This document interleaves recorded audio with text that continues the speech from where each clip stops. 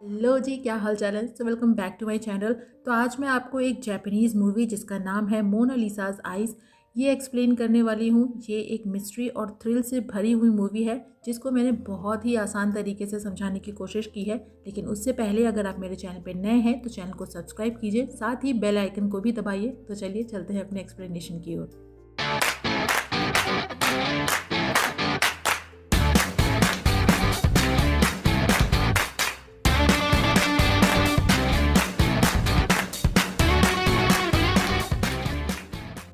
Movie की शुरुआत में मिलते हैं रिको से, जो एक बहुत ही जीनियस अप्रेजर है।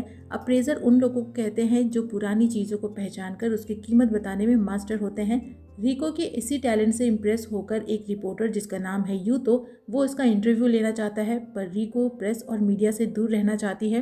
एक दिन उसके पास फ्रांस के एक म्यूजियम का एशियन रिप्रेजेंटेटिव आता है जिसका नाम है असाहिना, जो उसे बताता है कि मोनालिसा की पेंटिंग वर्ल्ड टूर पे जाने वाली है, जिसका एग्जीबिशन दुनिया के बड़े बड़े शहरों में लगना था, जिसमें टोक्यो भी शामिल है।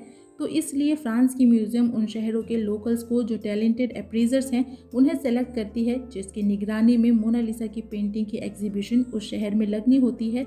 और इसीलिए उसे फ्रांस जाने को बोलता है, जहां दुनिया के अलग अलग देशों के कई अप्रेजर्स आएंगे, जिनका टेस्ट लेने के बाद उन्हें सेलेक्ट किया जाएगा, जिसके लिए रिको तैयार हो जाती है। वहीं यूतो भी ये सारी बातें सुन रहा होता है और वो भी अपने एडिटर से इस स्टोरी को कवर करने की परमिशन लेकर फ्रांस पहुंच जाता है।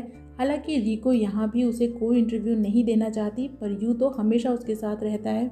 उसके बाद वो उस म्यूजियम में आते हैं जहाँ बाकी देश के भी कई अप्रेजर्स आए होते हैं, जिन्हें कहा जाता है कि पास होने के लिए उन्हें मोनालिसा के कई पेंटिंग्स में से रियल पेंटिंग को ढूंढना होगा, जो काम रिको के लिए बहुत आसान होता है और वो सेलेक्ट हो जाती है। बाद में जब रिको और यूतो एक रेस्टोरेंट में होते हैं तो उनके पास एक लड़की आती है जिसका नाम है मिसा, जो रिको को बताती है कि जापान के एग्जीबिशन के लिए वो भी चूज़ की गई है।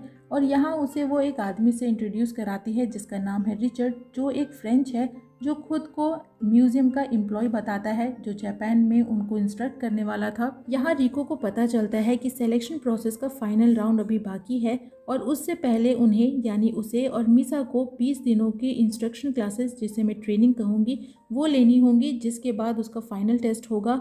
और उस दौरान जो भी मटेरियल उन्हें प्रोवाइड किया जाएगा वो सभी फ्रेंच लैंग्वेज में होगा और उसे कोई भी ट्रांसलेटर अलाउड नहीं है।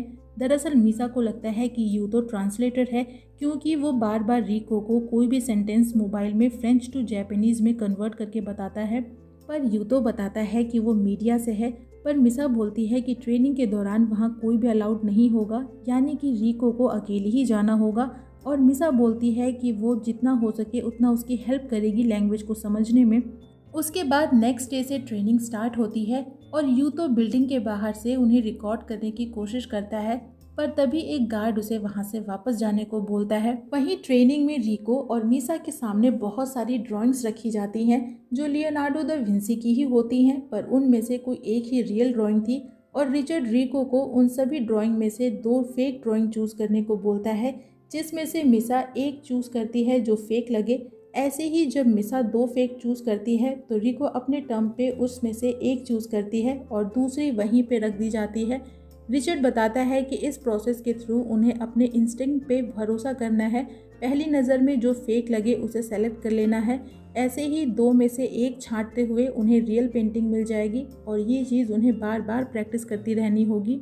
लेकिन यहाँ लास्ट 2 ड्राइंग में जब मिसा रियल ड्राइंग को चूज़ करती है तो वो वहाँ गलत हो जाती है, क्योंकि वो फेक ड्राइंग होती है, जिस वजह से वो रिको पे नाराज़ होती है और बोलती है कि अब से वो उसके लिए ट्रांसलेट नहीं करेगी, वो खुद से मैनेज कर ले, क्योंकि इस वजह से वो अपने काम पे कंसंट्रेट नहीं कर पा रही है। जिसके बाद रिको फ्रेंच सीखने का डिसाइड करती है और लग जाती है फ्रेंच ग्रामर सीखने में। हालांकि वो पढ़ाई में बहुत ही कमज़ोर थी, पर चीज़ों को सीखने और समझने की उसमें गजब की टैलेंट थी। वहीं यूतो जापान वापस आ जाता है, जहां वो अपने आर्टिकल पे काम करता है और उन जगहों पे जाता है जहां रिको ने काम किया था, ताकि उसके बारे में और उसके टैलेंट के बारे में और जान सके। इधर रिको अपनी ट्रेनिंग के साथ साथ लैंग्वेज पे भी ध्यान देती है और जल्दी ही फ्रेंच सीख भी लेती है। वैसे कौन सी टेक्निक थी भैया, मुझे भी बता दो। एक दिन रिको मोनालिसा से रिलेटेड एक आर्टिकल देखती है जिसमें बताते हैं कि मोनालिसा की राइट आई में एक्सपर्ट्स ने दा विंसी के इनिशियल्स एल और वी 2 लेटर्स को देखा है, जिसके बारे में वो रिचर्ड से भी पूछती है। जो उसे बताता है कि कई एक्सपर्ट्स ने उन इनिशियल्स को देखा है, जिसके बाद वो पागल हो गए। कहते हैं कि वो आंखें जिसने भी ध्यान से देखी वो हिप्नोटाइज हो जाता है, जो बातें रिको को भी अजीब लगती है। लेकिन उसके बाद से वो जब भी प्रैक्टिस करती है उसे अजीब सा लगता है, वो कंसंट्रेट नहीं कर पाती और अचानक से उसके सर में दर्द होने लगता है। एक दिन मिसा उसे अपने बारे में बताती है। मिसा के डैड एक आर्ट डीलर थे और उनसे ही इंस्पायर होकर वो भी आर्ट डीलर बनना चाहती थी। लेकिन एक बार किसी ने उसके डैड के साथ धोखा किया और उनसे नकली आर्ट की डीलिंग करवा दी, जिस वजह से धीरे धीरे क्लाइंट का उन पे से विश्वास उठता चला गया और उनका बिजनेस बर्बाद हो गया और वो भी कभी आर्ट डीलर नहीं बन पाई। और तब से उसे ऐसे ठगों से नफरत है। यहाँ मीसा के रूम में रिको को मोनालिसा से रिलेटेड बहुत सारे आर्टिकल्स की कटिंग एंड पोस्टर्स दिखते हैं, जिससे वो समझती है कि मीसा अपने काम में कितनी शार्प है। यहाँ वो मीसा की एक पिक्चर भी देखती है जिसमें वो किसी के साथ खड़ी है, पर उस इंसान का वो चेहरा नहीं देख पाती। लेकिन अब रिको की तबीयत खराब होने लगती है, वो ट्रेनिंग में कंसंट्रेट नहीं कर पाती। ऊपर से उसे बताते हैं कि मोनालिसा की पेंटिंग रियल है या फेक, ये जानने के लिए उसकी आंखों से जज करते हैं, जिन आंखों में देखने से रिको को डर लगता है, चाहे वो रियल हो या फेक। पर एक दिन हिम्मत करके वो मोनालिसा की पेंटिंग, जो कि फेक पेंटिंग थी, उसकी आंखों में ध्यान से देखती है, पर उसे कुछ लेटर नहीं दिखता। फिर आता है फाइनल टेस्ट वाला दिन और रिको और मीसा के सामने 12 मोनालिसा पेंटिंग्स रखी जाती हैं, जिनमें एक ही रियल है और वो दोनों इन सभी में से रियल मोनालिसा पेंटिंग पहचान लेती हैं। पर अचानक से रिको के सर में दर्द होने लगता है और वो वहीं बेहोश हो जाती है। और जब उसे होश आता है तो वो रियल मोनालिसा पेंटिंग को देखती है, जिसकी आंखों में ध्यान से देखने पे उसे एल और वी दिखाई देता है, जिसे देखकर वो डर जाती है। नेक्स्ट सीन में रिको वापस जापान आ चुकी थी, पर अब वो अपने काम में अच्छे से कंसंट्रेट नहीं कर पाती। वो अजीब सा बिहेव करती है, यहाँ तक कि एक आर्ट गैलरी में एक फेक पेंटिंग को इतने ध्यान से देखती है कि उस चक्कर में एक रियल आर्ट पीस को लापरवाही से हैंडल करती है, जिस वजह से रिको को लगने लगता है कि अब उससे अप्रेजिंग नहीं हो पाएगी।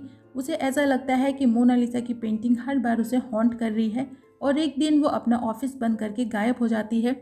और जब यूतो उससे मिलने आता है तो उसका ऑफिस बंद देखकर उसे कॉल करता है, पर उसे कॉल भी नहीं लगती। जिसके बाद वो रिको के जानने वालों के पास आता है, जो उसे बताते हैं कि वापस आने के बाद से रिको अजीब सा बिहेव करती थी। वो बोलती थी कि उसे मोनालिसा की आंखों में लेटर्स दिखाई देते हैं, जिस वजह से वो काम नहीं कर पाती। जिसके बाद यूतो नेशनल म्यूजियम आता है मीसा से मिलने और मोनालिसा की आंखें और उन लेटर्स के बारे में पूछता है, जिस पे वो उसे बताती है कि ये सब बकवास स्टोरी है और उसे डर है कि रिको को डिस्क्वालीफाई कर दिया जाएगा। जिसके बाद यूतो एक साइकाइट्रिस्ट से मिलता है और पूछता है कि क्या मोनालिसा की आंखें देखकर कोई पागल या हिप्नोटाइज हो सकता है, जिस पे डॉक्टर इस बात से साफ मना करता है, पर बताता है कि अगर कोई टैलेंटेड इंसान अचानक से अपना टैलेंट खोने लग जाए तो मुमकिन है कि वो अजीब बिहेव करेगा। पर इस पे भी वो जब तक रिको से ना मिले वो कुछ भी क्लियर नहीं बता सकता। जिसके बाद यूतो को कुछ शक होता है और वो उस वीडियो रिकॉर्डिंग को देखता है जो उसने ट्रेनिंग के फर्स्ट डे बिल्डिंग के बाहर से ली थी, जिसमें वो रिको और मीसा को वही ड्राइंग में से रियल ड्राइंग चूज करने वाला प्रोसेस करते देखता है। जिसके बाद वो कुछ मोनालिसा की पिक्चर्स लेता है, उनमें से एक को रियल और बाकी को फेक मार्क करता है और पूरी रात प्रैक्टिस करता है, पर एक बार भी वो रियल पिक्चर को नहीं ढूंढ पाता। तो वो फिर से रिकॉर्डिंग को ध्यान से देखता है और इस बार वो पूरा प्रोसेस समझ जाता है। और इत्तेफाक से तभी उसे रिको के किसी जानने वाले की कॉल आती है, जो उसे बताता है कि रिको अपने होम टाउन में है। जिसके बाद यूतो सीधा रिको के होम टाउन आता है और यहाँ पहले तो रिको उससे बात करने से मना करती है, पर यूतो उसे बताता है कि वो उसकी हेल्प करना चाहता है।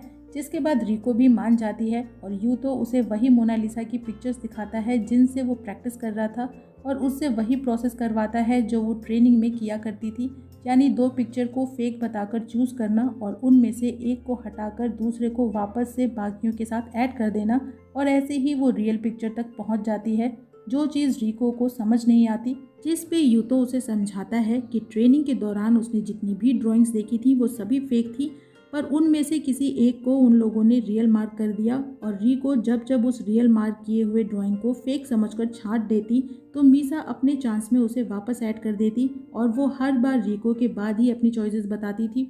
और जब उसे 2 फेक सेलेक्ट करने होते हैं तो वो दोनों ही फेक ड्राइंग चूज करती है, जैसे कि मान लो ओ रियल है और एक्स फेक। तो अगर रिको ने जो 2 फेक चूज किए उनमें एक ओ और एक एक्स है तो अपने चांस में मीसा उन दो में से एक्स को फेक बताकर हटवा देगी और वो वापस बाकी ड्राइंग के साथ ऐड हो जाता है। और अगर मीसा खुद दो फेक चूज़ करती है तो वो दोनों ही एक्स चूज़ करेगी, जिसमें से रिको अपने चांस में दो में से एक एक्स को फेक बताकर हटा देगी। ऐसे वो लोग एक तरह से उस ट्रेनिंग प्रोग्राम के नाम पे रिको को साइकोलॉजिकली ट्रिक कर रहे थे, जिसे बार बार करने के चलते वो रियल को फेक और फेक को रियल समझने लगी थी। यानी वो पूरा ट्रेनिंग प्रोसेस ही रिको के टैलेंट को ख़त्म करके उसे एग्जीबिशन से दूर रखना था। इवन मोनालिसा की आंखों वाली बात जो उसे रिचर्ड ने बताई थी, वो भी बस उस पर साइकोलॉजिकली प्रेशर डालने के लिए बताई थी। कुछ लोगों को उन आंखों में एल और वी दिखे ज़रूर थे, पर वो पागल नहीं हुए थे, बल्कि इन सब से रिचर्ड ने रिको को साइकोलॉजिकली इतना प्रेशर दिया कि वो फेक और रियल को डिफ्रेंशिएट करने में भी प्रॉब्लम फेस करने लगी। तभी वो जापान वापस आने के बाद एक आर्ट गैलरी में फेक पेंटिंग को रियल और रियल आर्ट पीस को फेक समझती है। इन सभी ठगी के प्रोसेस में मिसा भी रिचर्ड के साथ शामिल थी, यहाँ तक कि फाइनल टेस्ट वाले दिन बारहो मोनालिसा की पेंटिंग फेक थी। जिसके बाद रिको समझ जाती है कि मिसा और रिचर्ड कुछ बड़ा प्लान कर रहे हैं और उन्हें जल्दी ही ये बात आगे की अथॉरिटी को बतानी चाहिए। लेकिन तब तक रियल पेंटिंग जापान आ चुकी थी और नेशनल म्यूजियम के लॉकर में रखी हुई थी, जिसका पासवर्ड मिसा चुरा लेती है और मौका पाकर वो उस लॉकर रूम में आती है और सीसीटीवी कैमरे से बचने के लिए लॉकर की रिकॉर्डिंग रिपीट मोड में कैमरे के ऊपर लगा देती है, जिससे कंट्रोल रूम में बैठे ऑपरेटर को लगता है कि लॉकर रूम एम्प्टी है, यानी उसमें कोई नहीं गया। और इन सब प्रोसेस के दौरान मिसा को बाहर से उसके लोगों की हेल्प मिलती है, जो कंट्रोल रूम में कॉल करके इधर उधर की इन्फॉर्मेशन देने के बहाने से ऑपरेटर का ध्यान भटकाते हैं और मिसा उस सीसीटीवी कैमरे पे लॉकर की फुटेज लगाने में सक्सेसफुल हो जाती है। उसके बाद वो लॉकर रूम में आती है और अंदर रखी मोनालिसा की रियल पेंटिंग को आराम से निकाल कर बाहर आ जाती है। और चूंकि वो इस एग्जीबिशन को सुपरवाइज कर रही थी तो किसी को उस पर शक भी नहीं होता और बाहर से उसके आदमी वो पेंटिंग अपने साथ ले जाते हैं। जिसके बाद मिसा कॉल करती है रिचर्ड को और बताती है कि उसने पेंटिंग निकाल ली है, जिस पे रिचर्ड उसे बताता है कि अब वो उस फेक पेंटिंग को जला देंगे और रियल पेंटिंग सबके सामने आएगी और दुनिया के सामने वो फ्रांस के म्यूजियम का झूठ बताएंगे। अब वो क्या है हम थोड़ी देर बाद में जानेंगे। लेकिन यहाँ हम नोटिस करते हैं कि मिसा और रिचर्ड दोनों ने सेम तरह की रिंग पहनी है, यानी दोनों रिलेशन में हैं। वहीं रिको म्यूजियम में आती है और मिसा से उस पेंटिंग के बारे में पूछती है। इधर म्यूजियम के बाहर गेट पे यूतो खड़ा होता है, जो एक ट्रक को बाहर जाते देखता है, जो वही ट्रक थी जिसमें मोनालिसा की रियल पेंटिंग थी। और उसके ड्राइवर को जब यूतो देखता है तो उसे पहचान लेता है, क्योंकि वो वही आदमी था जिसने फ्रांस में ट्रेनिंग सेंटर के बाहर उसे फ़ोटो लेने से मना किया था। तो उसे कुछ शक होता है और वो ट्रक का पीछा करने लगता है। वही मिसा रिको को बताती है कि वो जिसे रियल पेंटिंग समझ रही है दरअसल वो फेक पेंटिंग है और उसने उस फेक पेंटिंग की जगह रियल पेंटिंग को रख दिया है और उसने ये ट्रेनिंग वाला ड्रामा बस उसे यानी रिको को डिस्क्वालीफाई कराने के लिए किया था, ताकि वो फ्रांस के म्यूजियम की सच्चाई दुनिया के सामने ला सके। वो बताती है कि ईयर 1901 में मोनालिसा की पेंटिंग चोरी हो गई थी, जिसे म्यूजियम के ही एक एम्प्लॉय ने किसी के कहने पे चुराई थी और उसे अपने घर में छुपा कर रखा था और उस आदमी का वेट करता है। पर उस आदमी को वो पेंटिंग खरीदने में कोई इंटरेस्ट नहीं था, वो बस चाहता था कि किसी तरह से पेंटिंग म्यूजियम से गायब हो जाए, जिसके बाद वो अपनी कॉपी पेंटिंग्स को मोनालिसा की रियल पेंटिंग बताकर बेच सके और उनसे पैसे कमा सके।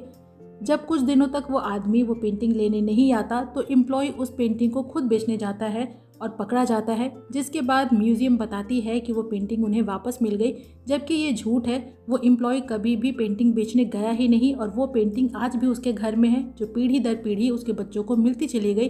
और मिसा के अकॉर्डिंग रिचर्ड उस एम्प्लॉय का डिसेंडेंट है और म्यूजियम आज तक दुनिया को फेक को रियल बताकर ठगती आई है।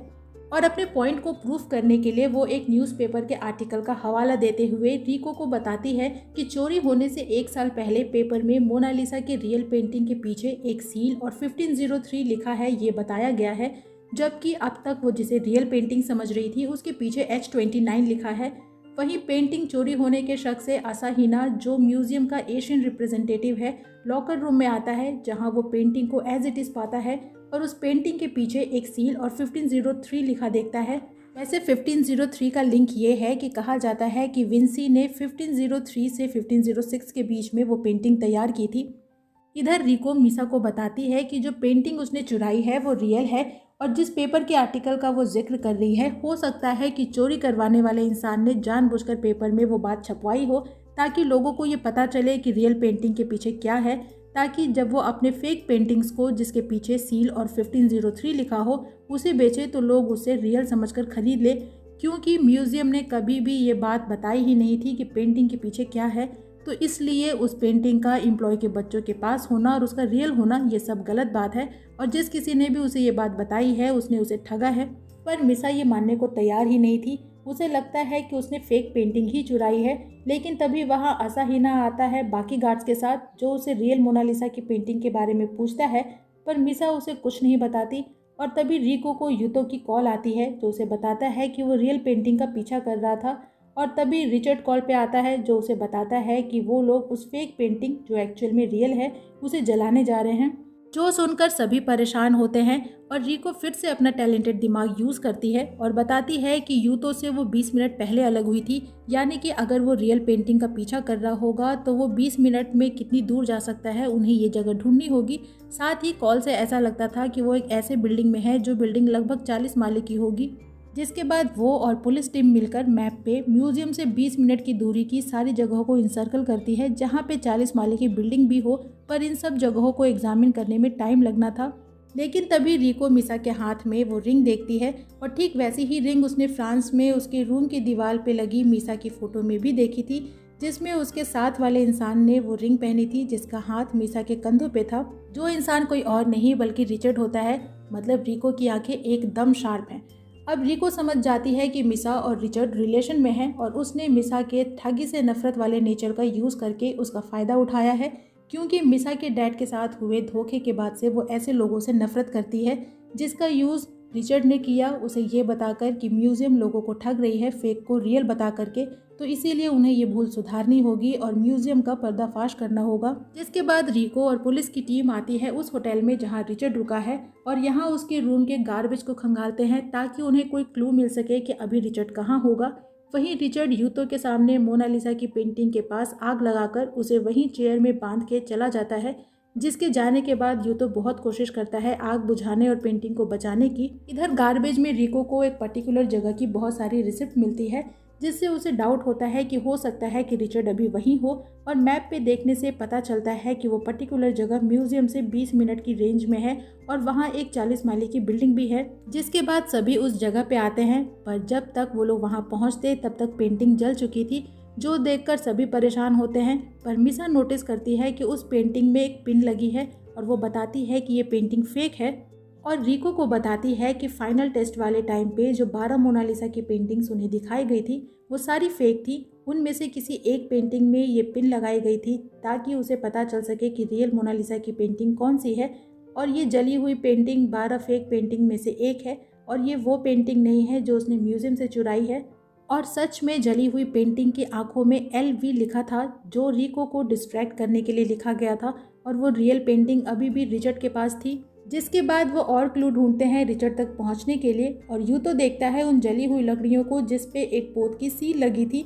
वहीं रिचर्ड उस पोत पे होता है जो पेंटिंग चुराकर भाग रहा था, ताकि उसके बदले वो म्यूजियम से मुंह मांगी कीमत वसूल कर सके। लेकिन तभी पुलिस और बाकी सभी भी वहां आ जाते हैं और रिचर्ड और मिसा दोनों को अरेस्ट करते हैं। जाने से पहले मिसा रिको को बताती है कि पिछले कुछ दिनों में जो हुआ वो फेक ज़रूर हो सकता है, पर उसकी फीलिंग्स फेक नहीं थी। यानी कि आर्ट और रिचर्ड को वो सच में प्यार करती थी। जिस पे रिको उसे बताती है कि वो भले ही लोगों के दिलों को ना समझ सके, पर वो जानती है कि वो यानी मिसा एक टैलेंटेड इंसान है। वहीं पेंटिंग को गाड़ी से बाहर निकाला जाता है, पर उसे और भी पोस्टर वाली पेंटिंग्स के साथ रखा गया था, जिस वजह से अगेन रियल पेंटिंग को पहचानना था। जिसके लिए रिको मिसा की हेल्प लेती है, क्योंकि उसे पता है कि भले ही उसने पेंटिंग चोरी करने में हेल्प की है, पर वो एक टैलेंटेड इंसान है और आर्ट से प्यार करती है। और दोनों मिलकर फाइनली रियल पेंटिंग को पहचान लेती हैं, जिसके पीछे H29 लिखा था। और अगले दिन से पेंटिंग की एग्जीबिशन लगती है, जिसे बहुत सारे लोग देखने आते हैं, और इसी के साथ ये मूवी यहीं पे ख़त्म हो जाती है। तो इस मूवी की एक्सप्लेनेशन फाइनली होती है ख़त्म। आपको मूवी कैसी लगी कमेंट सेक्शन में ज़रूर बताइएगा। वीडियो अच्छी लगे तो वीडियो को लाइक कीजिएगा, फ्रेंड्स के साथ शेयर कीजिएगा, और मुझे इनकरेज करने के लिए मेरे चैनल को ज़रूर सब्सक्राइब कीजिएगा, और प्लीज़ कर लीजिएगा और कमेंट भी कीजिएगा, क्योंकि एक वीडियो बनाने में बहुत मेहनत लगती है, तो थोड़ा सा अप्रिशिएट कीजिए, और साथ ही साथ अपना ख्याल भी रखते रहिए। मैं आपसे मिलूंगी नेक्स्ट वीडियो में किसी नए मूवी या ड्रामा की एक्सप्लेनेशन के साथ। तब तक अपना खूब सारा ख्याल रखिए। सायोनारा।